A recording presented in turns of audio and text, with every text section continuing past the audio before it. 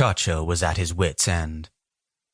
Only because of a wild idea, the grace of God, and unwavering courage of British civilians, the bulk of the English army was saved from certain annihilation. It was during late June of 1940, just after Operation Dynamo, the Dunkirk evacuation completed. The evacuation of the British and French troops using military and civilian ships were nothing short of a miracle, and Churchill knew it. Sitting in his bathtub, Prime Minister Sir Winston Churchill yelled at his secretary, "Elizabeth, get Sir Mengus' secretary on the phone as soon as you can. Set up a meeting for the day after tomorrow. Then transfer M to me."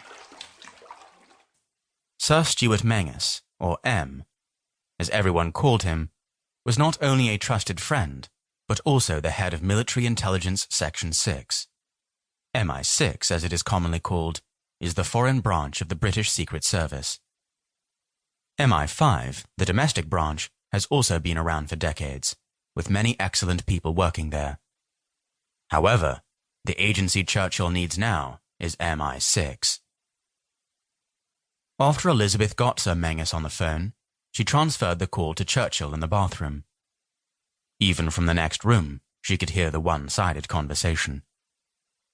Muttering loudly, Elizabeth could tell Churchill was excited.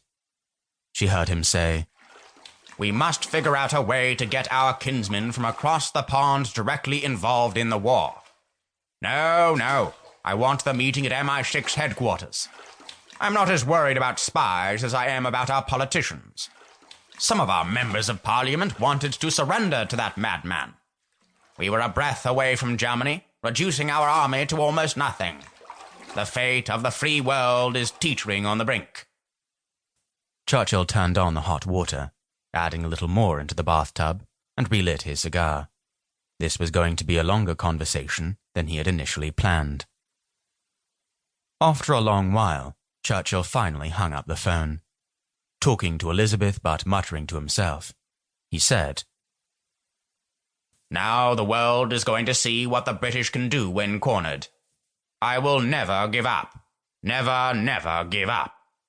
Elizabeth shook her head, and as she turned around to walk, she said under her breath, "What would the world think about a Prime Minister that changed the world from his bathtub?" This same evening, 3,000 miles away, Jim Robertson was heading to a fuel depot in Eritrea. This Italian colony in East Africa was located on the southwest coast of the Red Sea, next to the British colony of Sudan. A sizable Italian army was stationed in Eritrea. With Italy unable to use the British-held Suez Canal, supplies to the Italian force were limited. Just a few days before, the Italians bombed the British airbase in Rhodesia. An extended campaign in East Africa looked inevitable. Destroying the fuel depot was critical. James Andrew Robertson was from Glencoe, Scotland. Everyone called him Jim. The most senior member, he was the leader of this four-person team, but never was the guy to sit back and direct other people to do the job. He was a lead-from-the-front guy. The team was on a fishing trawler in the Red Sea. They were all dressed in black tactical uniforms with black grease on their faces for camouflage. They were about to board a small inflatable boat made by the British company RDF for the final leg to Eritrea and the fuel depot.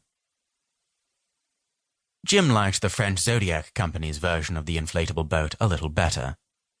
But this team was from British intelligence, and they were bound to use a version manufactured by a British company. Jim had been on dozens of missions, as well as Mark Goodall, the number 2 man on the team. They were both veterans of the intelligence game, former British naval officers, and now with MI6. Generally, all the British officers that were recruited kept their ranks, as MI6 was a part of the military.